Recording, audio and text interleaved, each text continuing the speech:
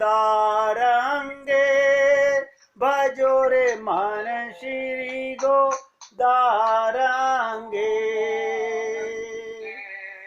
श्री गोदारंगे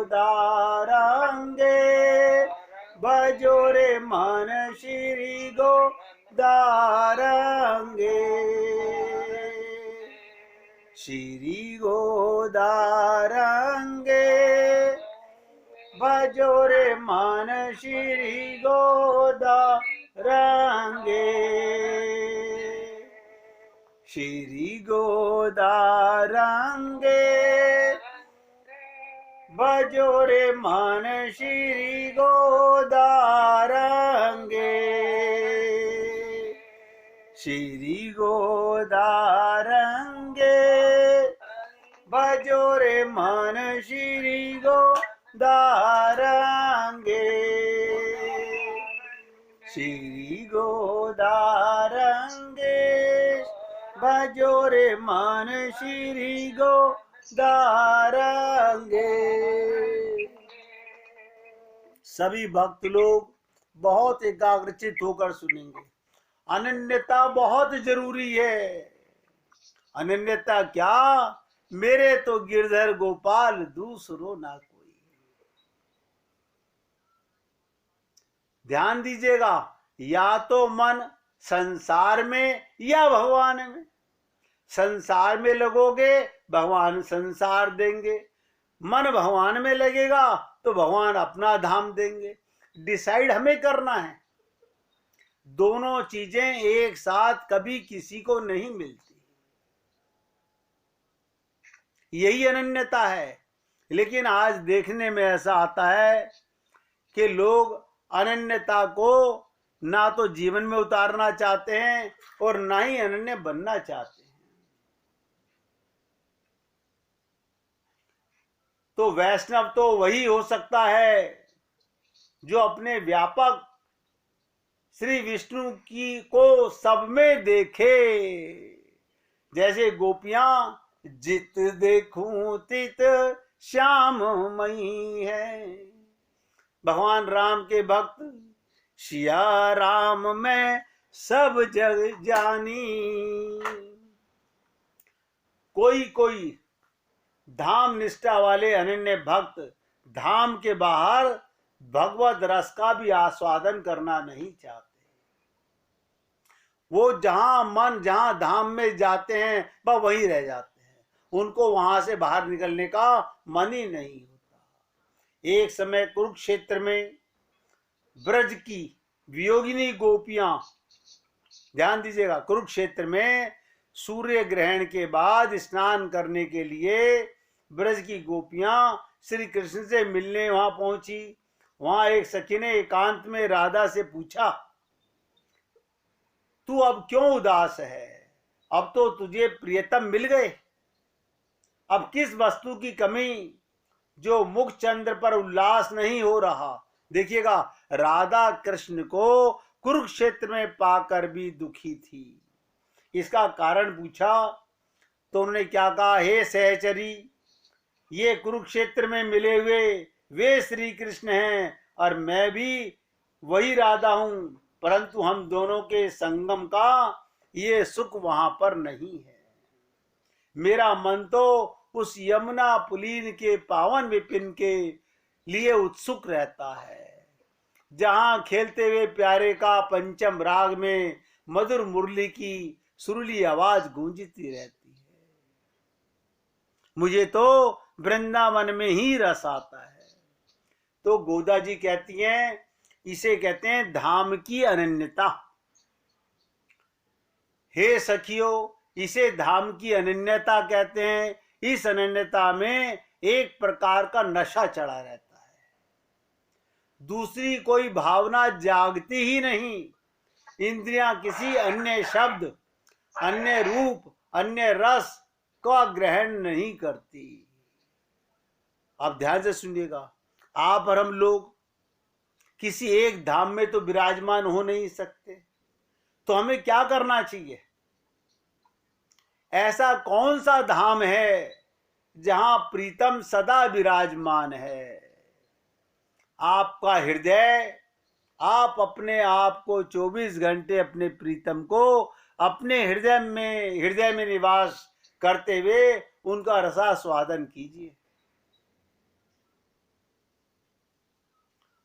गोदा जी कहती हैं, हे सखियों, संसार में भगवान श्री कृष्ण का अनुभव मरु देश में जल मिलने के समान है। जैसे राजस्थान बिहड़ में कहीं पानी नहीं और कहीं तुम्हें पीने को जल मिल जाए, ऐसे ही जीवन में भगवान का प्रेम है। जो जीव अपने इस शरीर में श्री कृष्ण के अनुभव को कर परमानंद का उपयोग करेगा, इसलिए आप लोगों को इस देश में जन्म हुआ, प्रियतम के ग्राम में उत्पन्न हो, सदा महसूस करो कि जब हमको ये ज्ञान हो गया कि मैं आत्मा हूं और मेरा प्रीतम, मेरा परमात्मा सदा मुझ में निवास करता है, इस धाम को छोड़कर मन अन्यंत भटकता कैसे है। प्रियतम के निवास स्थान में नित्य निवास करना, नित्य उनकी सेवा में रत रहना, ये बड़ा अलभ्य लाभ है। गोदा देवी ने इस दूसरे पासुर में ये बात स्पष्ट की कि एकाकी होकर जो रस का उपभोग किया जाता है, उसकी अपेक्षा सामूहिक रस का उपभोग अधिक सरस होता है। मतलब सबके साथ मिलकर सत्संग में भक्तों के साथ भगवान की लीलाओं का रसास्वादन बहुत ज्यादा आनंद को बढ़ाता है। गोदा देवी अपनी सखियों को विशुद्ध वैष्णव धर्म का सिद्धांत समझाते हुए कहती हैं, और मैं आप लोगों से निवेदन कर रहा हूं, बहुत एकाग्रचित होकर सुनिएगा। गोदा देवी कहती हैं, हे सखियों, हम इस सिद्धांत को मानती हैं, फल देना भगवान का काम है, फल भगवान ही देते हैं, ये सिद्धांत अचल है। पर प्राप्य फल से संबंध प्रवृत्ति हमको अपने स्थान पर स्थिर नहीं रहने देती। फल के लिए हमारे चित्त में व्याकुलता अवश्य होती है, सोचती हैं फल हमको कब मिलेगा। इसी औत्सुक ने हमको इस व्रत अनुष्ठान में प्रवृत्त किया। इस एक मास में आपके हृदय में साक्षात्कार भगवान का अनुभव होना चाहिए। हमारा ये व्रत अनुष्ठान विश्व के कल्याण के लिए है। हम इस व्रत अनुष्ठान के द्वारा भगवान और उनके भक्तों को संतुष्ट करना चाहते हैं, उनके मुख पर उल्लास की चमक देखना चाहती हैं। ये हमारा एक परम श्रेयस्कर यज्ञ है। ऐसे समझिएगा, जो नशा करने वाले लोग हैं, अगर उनके मोहल्ले में कोई शराब की दुकान खुल जाए, वो बहुत खुश होते हैं कि हमारे घर से 4 कदम दूरी पर अब नशे की दुकान खुल गई है, अब हमें खूब आराम से नशे का सामान मिलेगा। ऐसे ही जो भगवत प्रेमी, भगवान के प्रेमी होते हैं, वो सत्संग में आकर, भक्तों में बैठकर बहुत आनंदित महसूस करते हैं।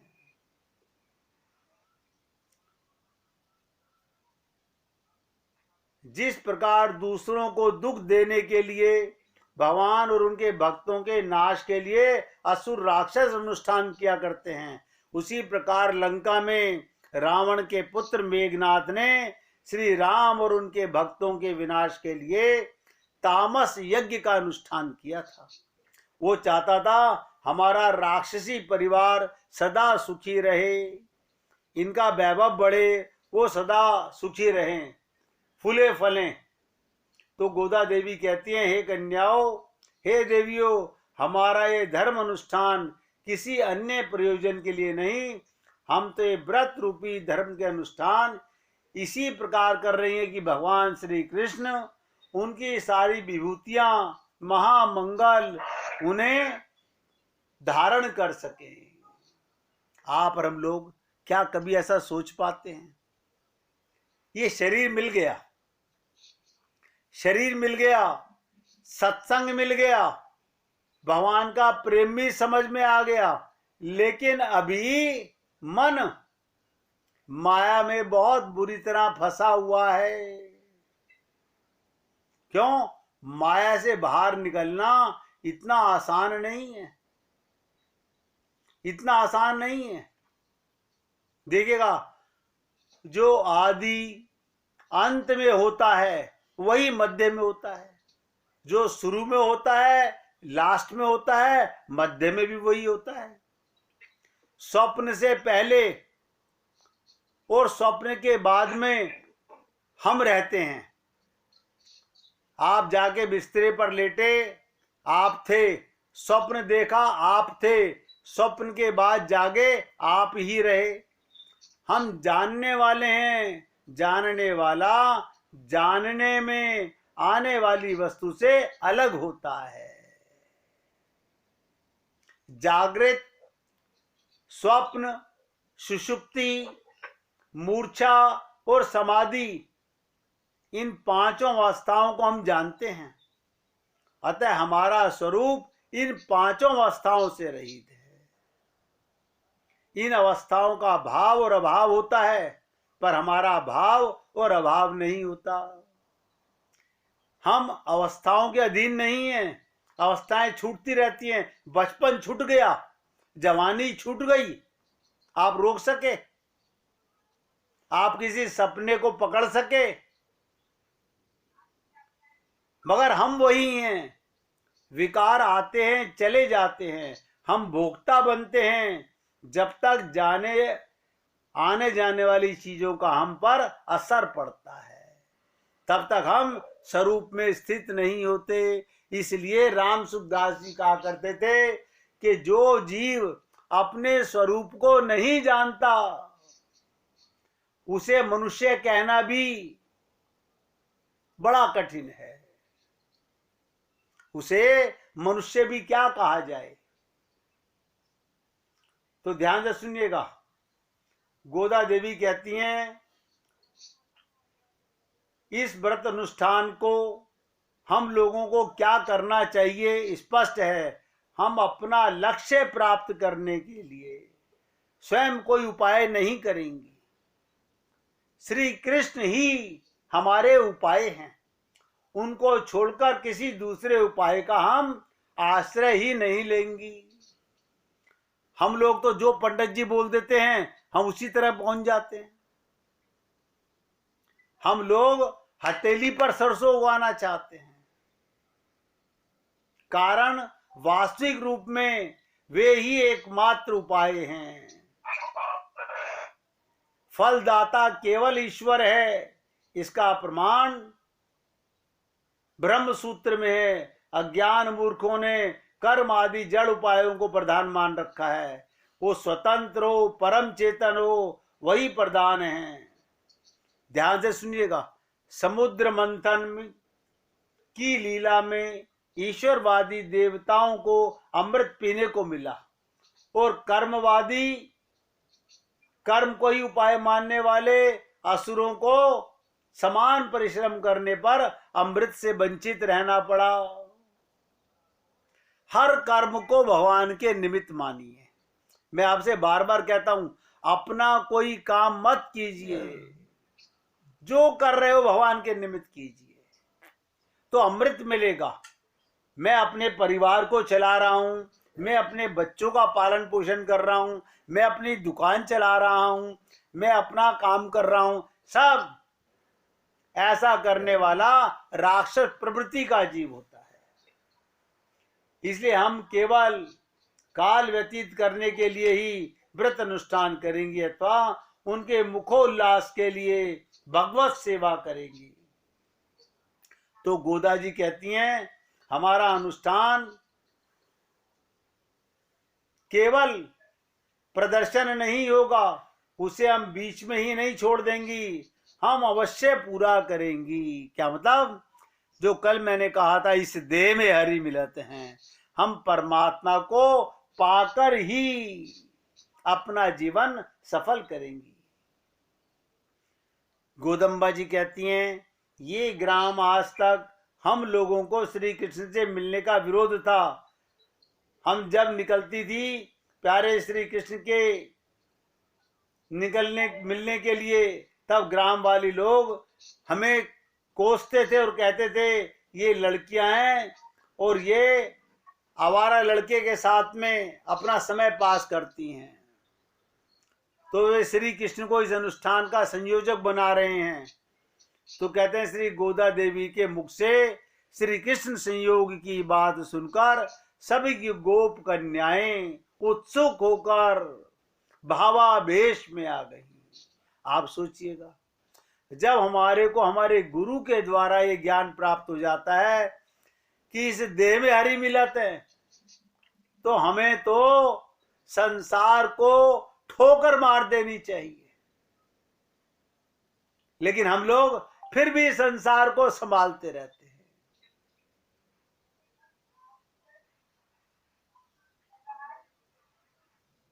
हम नहीं समझना चाहते इन बातों को कि क्या करना चाहिए और क्या नहीं करना चाहिए। हम लोग अपनी बुद्धि से, हमें सबको ये लगता है जो कार्य मैं कर रहा हूं वही सबसे श्रेष्ठ है।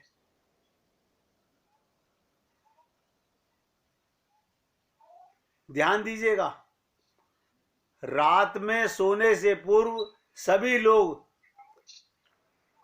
अपनी घड़ी या फोन में अलार्म फिट करके सोते हैं, जिन्हें सुबह कहीं जाना होता है, ताकि आने वाले कल के लिए समय से पूर्व तैयार हो सके। अलार्म लगाकर उठने वाले लोग 4 प्रकार के होते हैं। पहले प्रकार वाले वे जो अलार्म लगाते हैं परंतु कभी उठते नहीं। ध्यान दीजिएगा,